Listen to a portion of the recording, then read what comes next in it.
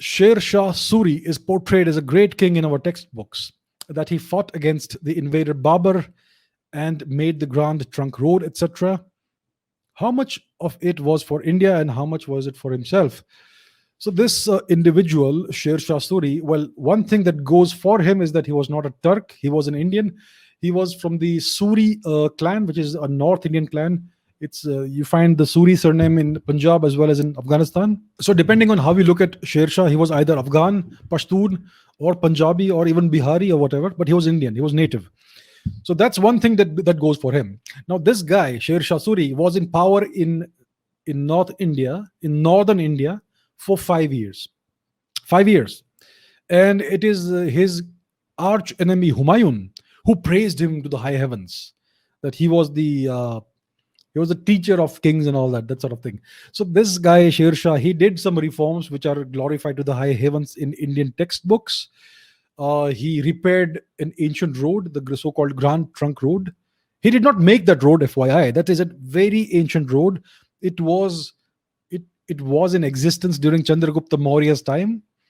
It was called the Uttarapath in India, in ancient Indian history. So this road stretched from the borderlands of India to the east, to from the Myanmar border in the east, all the way into Afghanistan and into Central Asia. So that was the Uttarapath. That was a major road in India during the time of Chandragupta Maurya. Chandragupta Maurya had maintained this road very well. There were innumerable rest houses and inns and even dispensaries for human beings as well as for animals along this road. Everything was free, FYI, for all the travelers. So it's a very ancient road. Sher Shah may have merely repaired some portions of this road. And there is a very dark side to Sher Shah Suri as well. In his merely 5 years of rule, he perpetrated a number of atrocities, many massacres in the region of Malwa, east of Gujarat. He treacherously committed a massacre of Rajputs. There was this Rajput king, small chieftain, who had submitted to Sher Shah's suzerainty. And despite submitting to this guy's suzerainty, Sher Shah massacred this small chieftain along with 10,000 men, women, and children.